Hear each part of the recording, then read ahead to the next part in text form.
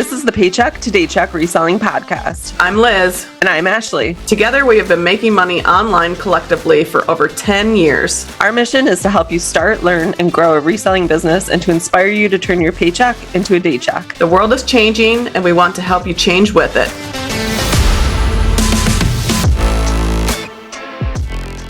All right, welcome to episode number 7 of the Paycheck to Daycheck Reselling Podcast. This episode is going to be about supplies that you will want for your reselling business. And I know that's something that every reseller is going to have to think about, especially from the beginning. What supplies are you going to need? So I think we're going to start right off with supplies that you can use for photographing your inventory. The first thing that you're going to want to consider is to have some kind of a background. It's not a necessity when you first start out, but it definitely makes things easier, especially if you're going to do any editing to your photographs, like removing backgrounds. A lot of people use like colored backgrounds and different textures and all kinds of stuff. And that's cool. And they look really neat. And it brings a unique style to like your Poshmark closet or your eBay store. To be totally honest with you guys, Google Shopping really prefers a solid white background. That's what we use because that's what they want. I found the best results when I use a solid white background. So I shoot on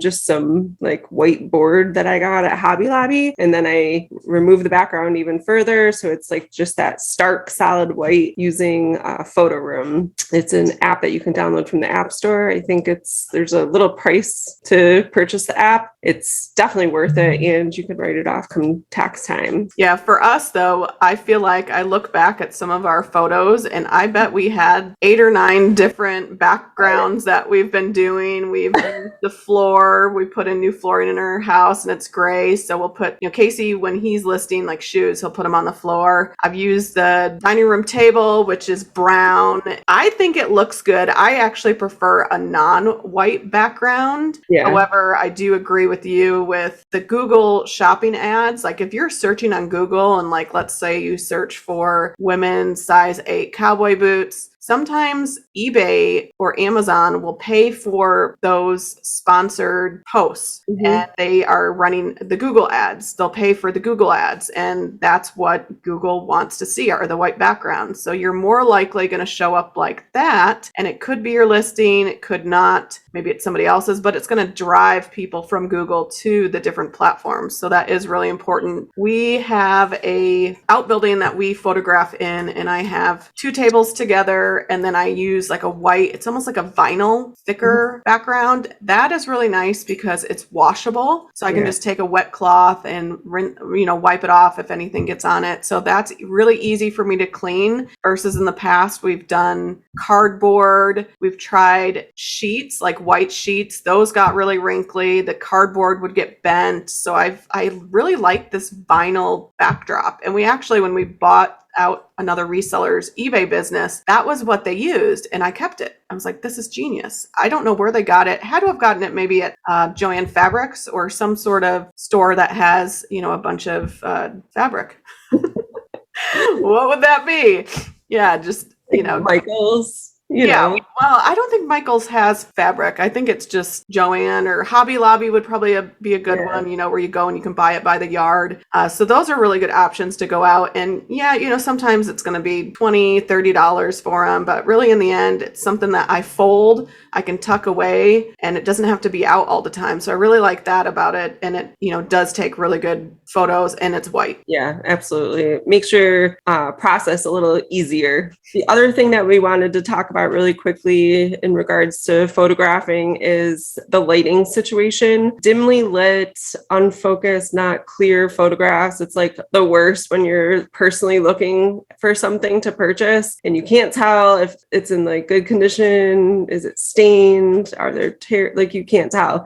So having really nice lighting is going to help eliminate all of the rest of those issues. It'll help your camera on your phone or like your actual camera if you're using an actual camera. It'll help it focus better, get clear, crisp pictures with lots of detail and very little like shadows going on around it as well. A lot of resellers use ring lights. One of the things that I'll say about the ring lights is that the bigger the diameter of the ring light, the better. You don't want like a small, really focused ring light. A lot of people get them that they can like attach to the back of their phones. You don't want one of those because it's going to create a lot of shadows. The light is so small and focused, then all the shadows around that object are just going to like really make it hard to see. So the bigger the diameter of ring light, the better. And you can also get like on Amazon, I think I found it. It was a set. It was a ring light and then 2 light boxes, soft boxes. So you can put the ring light in the middle and the soft boxes on the outside and just kind of mess with the light in whatever room you're in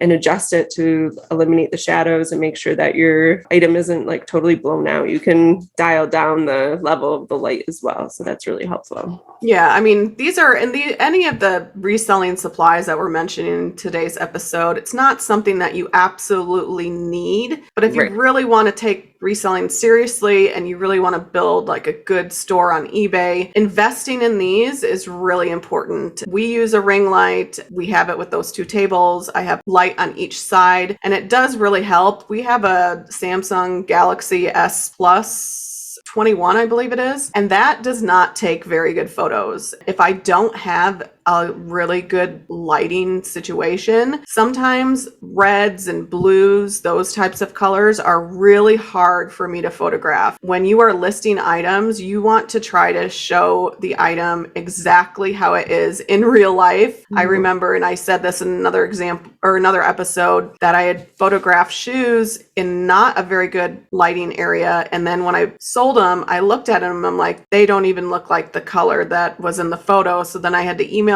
or message the buyer, let them know, send them new pictures that were way better than what I had originally taken. And they were okay with it. I've had somebody return because they bought a shirt and got it and thought it was one shade of pink when really it wasn't. The better and clearer the photos can be, it's just going to benefit you in the long run. For sure. And the lighting, like we'll go back to that again just quickly. You can use natural light. Like if, for instance, you live in the gorgeous state of Arizona where it's beautiful outside all the time and the sun is always shining. Sun is here. I mean, rarely see a cloud. It's wonderful. You should move here. It's great. Overcast here for 3 days. So and raining today. So if you live in a state like New York, where it's not nice 80% of the time, photographing your items outside probably isn't a great option for you. But if you live somewhere where it's nice out, you might be able to take your stuff outside and photograph out there. Yeah, but the lighting is definitely going to help with those details and making sure that the color is accurate.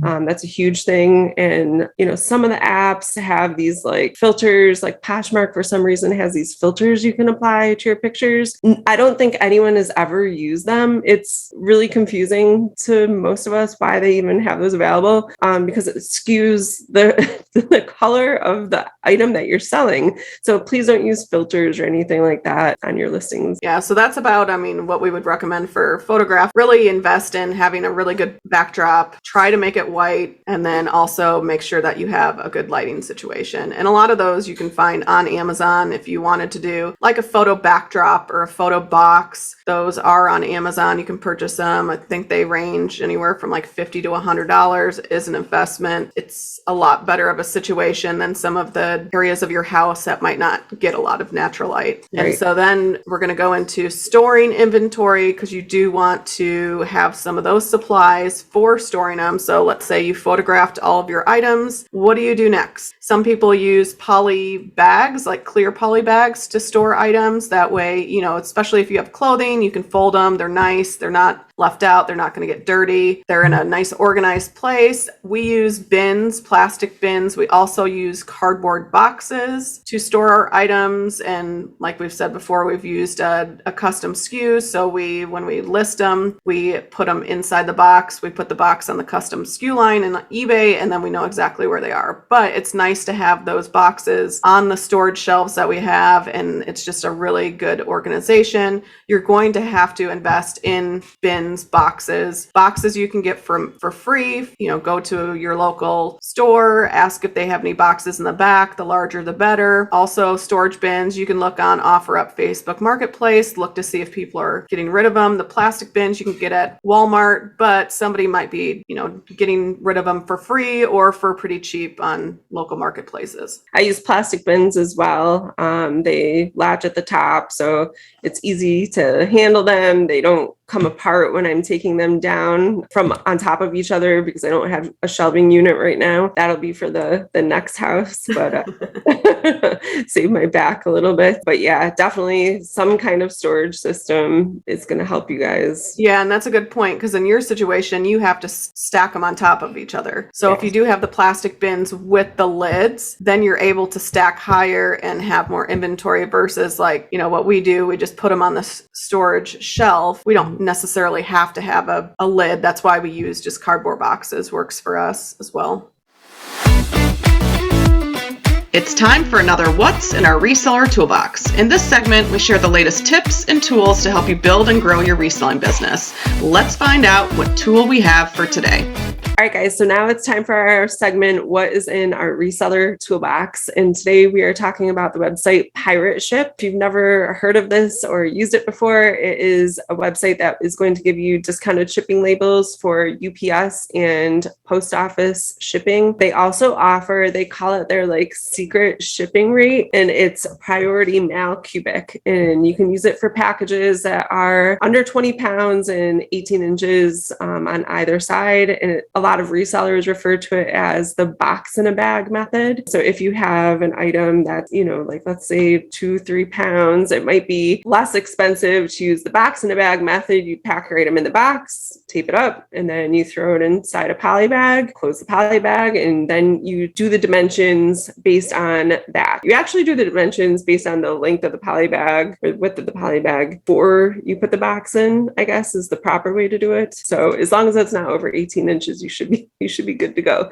Close up the poly bag, do your measurements, and then slap the label on it. And it should be cheaper than the rates on eBay most of the time. I find that anyways. It does depend on where you're shipping it to though, but check out Pirate Ship the next time you're going to ship something over a pound on eBay or Mercari and see if you can get yourself a little bit better rate. Yeah, what's nice is it is free to open an account. And if you go to their website, they actually have a little calculator. So you could just kind of, like Ashley was saying, if you want to ship an item that's over a pound, you can put in the dimensions and just kind of get an idea if it would be cheaper to do Pirate Ship or to do the eBay shipping and get the discount through eBay. So either one, but that is a really good tool. And Pirate Ship is what a lot of resellers use. And it's just another shipping option to then, in the end, save a lot of money on shipping. Yeah, and they make it really easy. You can link your different e-commerce platforms to it, like eBay and Etsy and Shopify and WooCommerce. And it said a lot other ones. I don't believe Amazon, but Amazon gives you such a discount with their shipping that I'm sure that there's no way that Pirate Ship could beat that. Right. Yeah, exactly. Amazon's its own beast. For all those other platforms, definitely check it out, play around with it, see if it's going to,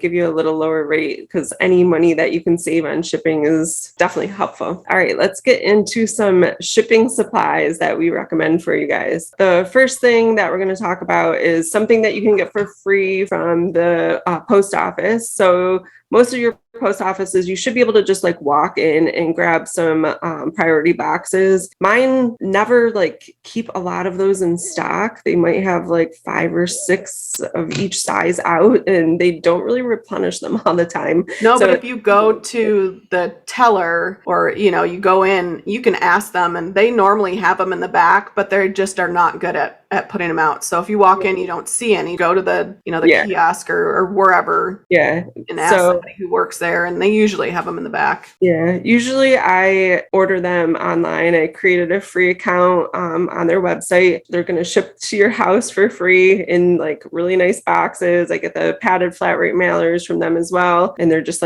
nicely taped together. And they have these tight, what the heck are they called? Cord things around them. Yeah, I know what you're talking about. Yeah, so they stay together really nice. They don't fall apart, and then it keeps me a little bit more organized in my space a little bit more. No, the free shipping supplies, I mean, that works out good, but it depends on what you're selling. So if you're doing a lot of clothing like sweatshirts, jeans, those that are going to be over a pound, the padded flat rate envelopes work great. We found recently that like the medium and large flat rate boxes, they're just too expensive right now. It's better to send them the post office parcel select or UPS ground or FedEx ground. That's been a lot lower, but they do have the free shipping supplies. I wouldn't recommend ordering the large and medium flat rate boxes. I would look to see what's cheaper than those, but the padded flat rate envelopes, those are good. Well, just a note on that quick, like on Poshmark, you can use the medium and the large ones for no additional cost. As long as it's under 5 pounds, you can ship in whatever like box or anything padded or anything flat rate, priority flat rate that they carry. So that's why I had the medium and the larges for bundles and shoes and boots and stuff like that. So it worked out. I had no idea because I don't ship on Poshmark. I don't sell on there. That's good to know. That's a good tip. Yeah. So well, if you lived close, you could have, we actually brought the shipping supplies back to the post office, but if you lived close, you could have had all of our leftover ones that were sitting in the outbuilding. I'm sure they appreciated that. Well, they don't mind. I mean, that's less for them to order and then they have them on hand. Of course. Yeah. So where do you order your like poly bags from? So I just do Amazon. Amazon. I feel like the prices are better. You can get them on eBay, but a lot of times that's like being drop shipped from Amazon. Mm-hmm. We usually use like 11 by 14 is a good poly mailer. And then there's a smaller one. I actually like to use the smaller ones because that they fit the clothing better. I want to say it's 9 by 12 would be the ones that we use, but I'll get them in like a pack of 100, 200. And it really depends on what's on Amazon at the moment when I need to restock. I try to find the best deal. Yeah.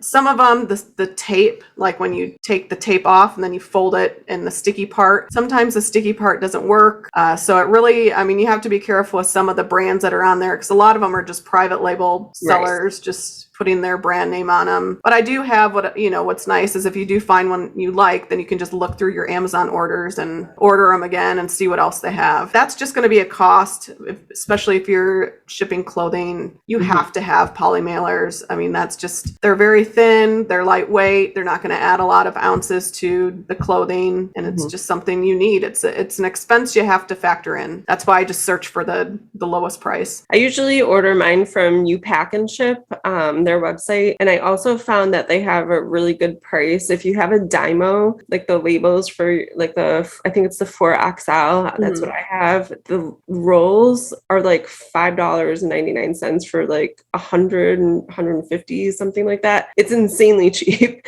So is that way cheaper than, because we have the 4X Dymo label maker, and we just do like, I think it's Enco, ENCO, and it's just the generic Dymo labels. Yeah. I'd be interested to see if that is cheaper because those can sometimes be a big expense, the labels. We definitely don't buy the Dymo branded because those are so expensive. Yeah, stupid expensive. I don't even know why people would use them, honestly. But anyways, yeah. So usually I get my labels. That's like the cheapest place that I found. I think I last price checked like a year ago. I should probably update my checking. So then I just usually order like a couple hundred poly mailers from there at a time as well. So that's where I get them from. Sometimes they have seasonal ones that are kind of cute if you're like into that thing. What was the website again?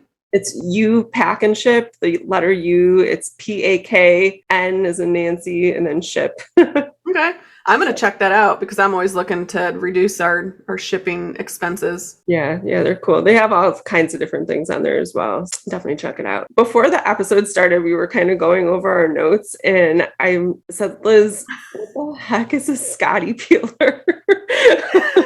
And I was like, Ashley, I'm so disappointed that you've been reselling this long and you don't know what a Scottie Peeler is. Oh my gosh, that was like one of the first supplies we ever purchased for reselling. And what it is, it's like I'll show if you're watching on YouTube. This is a Scottie Peeler, and it's plastic, and on the end, it's a little thinner. So when you have, you go to Ross and you buy an item, or Walmart and they have a sticker, It's to remove the sticker from the item, because when you're selling on eBay, the worst thing you're going to want to do is sell an item for $40 and have a $5.99 sticker on it. So that's one thing you have to do to prep your items to sell, is remove the stickers. So we use a Scottie Peeler.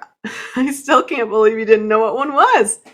Had no clue. No idea. I usually, like I said, I use a razor blade, and that's been working okay, but probably not the best for me to be using. Yeah, because even that, like, they do have metal ones too. So that one's plastic. They have metal ones. I mean, you can just go on Amazon and search Scottie Peeler. It'll come up with a bunch of them. But in addition to using the Scottie Peeler, we use Goo Gone, because that's like it gets the sticky adhesive off of the item. Sometimes you have to be really careful of the material that you're putting it on. I've had it like ruin items before. So that's why some people use a hair dryer, heat gun, something to get the sticker off of the item. But those are good supplies to have, just to have them around. They're very inexpensive. I think they're maybe $4 or $5 for a pack. We were talking earlier about the labels that I order for the thermal printer. You guys have a Dymo as well. I didn't get a Dymo until I think it was 2 years ago. Before that, I just printed it out on my normal desktop printer. I cut the label out with scissors, and then I slapped it on the box with some tape. Sounds like way too much work.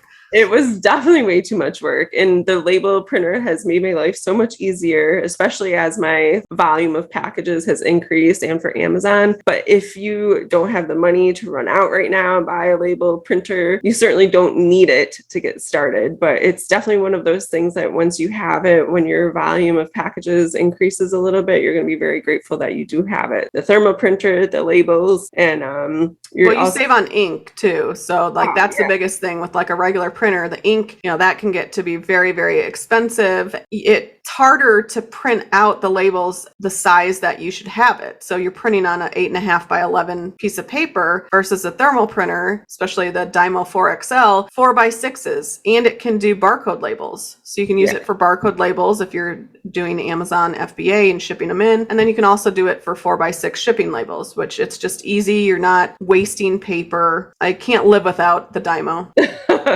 Yeah, now that I have one, I don't want to, but I made it that way for a really long time. Going hand in hand with the printer, we need to talk about having a scale to weigh your items. If you are selling on Poshmark, anything under 5 pounds is going to ship for a certain rate, and over 5 pounds, you just have to upgrade that label. So technically, you could probably use your bathroom scale and get away with it, or something of that nature. But I still highly recommend you need a scale to weigh your packages, and a bathroom scale for eBay is just not going to cut it. No, you really need one that's going to factor in the ounces, especially if you're doing clothing that's going to 9 times out of 10 be under 1 pound. You need to know the exact ounces to be able to put that in. I use an Acute scale. You can get it on Amazon. I've used 2 different ones. This one, it's a battery operated, so it's battery. The other one we had to plug in, but it also had like a little digital reader that was separate from it. So that was kind of nice for bigger packages. So we could put the package on the scale, and then the digital reader would be away from it, so it wouldn't cover it up. Where the one we have right now, if you put a big box on it, it actually covers up how much it weighs. So what Casey does is he uses our small garbage. He'll weigh the garbage, set it, and then put the box on top so we can actually read the scale. So there are some tricks and ways around it, but I would recommend the one with the digital reader if you can find one that's battery operated, because it's nice to have it portable and be able to bring it to wherever you need to do your shipping. I have no idea what the brand of mine is. I stole it from my mom. She did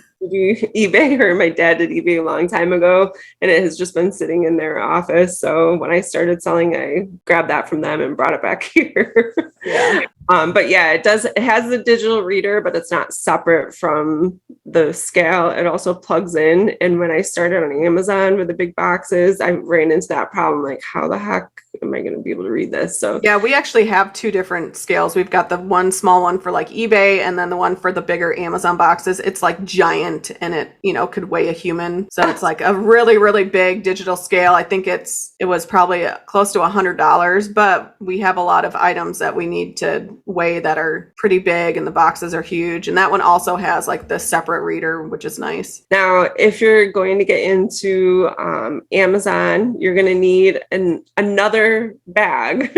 And that is going to be the clear bags with the suffocation warnings on them. Put, separate items in. Do you use fragile stickers for Amazon? I don't. I use fragile stickers for eBay, like when we're shipping like a coffee mug or dishes or something like that. That's going to be fragile. The fragile stickers, I mean, you can get a roll of them pretty cheap on Amazon. I'm going to ask you a question because your mother-in-law was a postmaster or something, right? Or she worked at the post, or was she a postmaster? Yeah, she was a postmaster. She retired from the post office. Okay, so we should definitely have her. Oh yeah, Bolo Brenda. Yeah, I think that would be cool. And then have like people send in questions that they want answered. Yeah. But okay, so you hear a lot of people say that if you mark a box as fragile, then they're going to be more reckless. The postal workers are going to be more reckless with it. In my mind, that does not make any sense. Have you ever come across that if something is marked fragile, then they're like drop kicking it places? I mean, I've heard that too. I don't know if there's any truth to that. We just put it on because they should be fragile. I mean, it's a warning, like, be careful with this box. There's fragile components on the inside. Right. It's helping the delivery person know, like, don't throw it against the wall. It could break on the inside. And then when the buyer gets it, they know that you took the time to care and make sure it was packed the best that you could pack it. I think sometimes it's really easy for like a few personal experiences that people have had to get warped into this whole idea like, oh my God, no, don't put a fragile sticker on it. Don't mark it as breakable. Then they're going to chuck it at the wall in their warehouse or something. You know? I mean, anything that we've had that was broken was our fault because we did not pack it right. There was just one time where something got tossed around or whatever and it was fragile. But I mean, we do ship a lot of fragile items and we put the stickers on it and we haven't had that problem. Awesome. So I would say probably 98% of the time your fragile item is going to get there safely. Glad we could clear that up for everybody. All right. So a few items that you probably have just kind of around the house, but are going to be a necessity when you're shipping and you're a reseller would be like tape, scissors, lint roller, measuring tape. Yeah, that's really important, especially if you're, I mean, not just clothing, but even if you have a little figurine, like I sold a bunch of my grandma's cat figurines and one of them was like 4.5 inches tall. And I'm like, ooh, I better measure this and put the measured photo in the listing so somebody doesn't get it and be like, I thought it was going to be, a foot tall and it was 4.5 inches. So it's really good to have the measuring tape. It'll not only does it add another photo to what buyers can see, but it just really helps with the buyer to know what they're going to receive when they buy your item. Absolutely. One other thing that I wanted to mention is wrinkle release spray. If you're selling clothing, it's something that I didn't really figure out until like the last maybe year and a half somehow.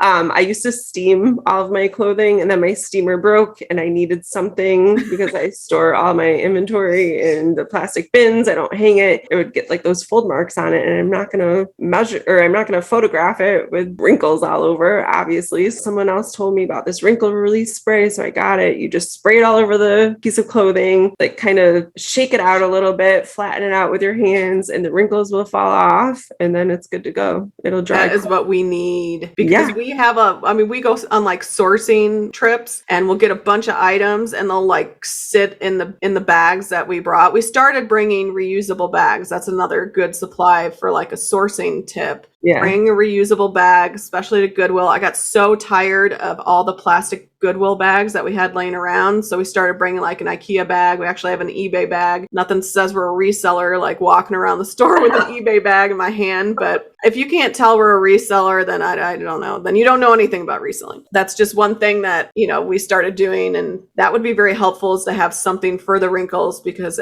you go to photograph it and you're like, oh man. I mean, we still do because, time is money to us. And there's certain items where I will take the time. I'll, make sure that they look really, really nice. If it's a higher ticket item, if I'm selling a Columbia vented hiking shirt, you know what you're getting.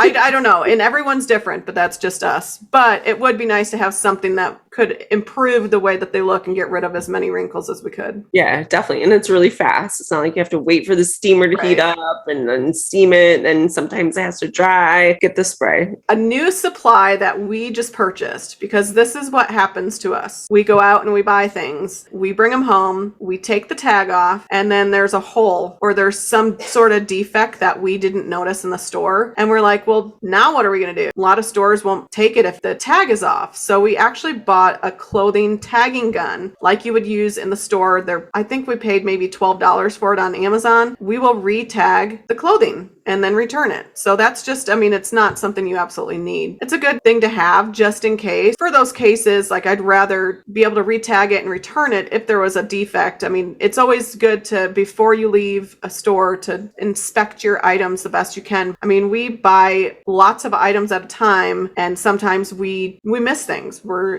human. Everyone misses stuff. It's always that like shit feeling, Yeah. I know. And you thought you were going to be able to make so much money, a certain amount of profit on it. And now it's like, well, not now that the zipper's busted or there's like pit stains or whatever, That's a really good tip. I'm going to have to get myself one of those. Yeah.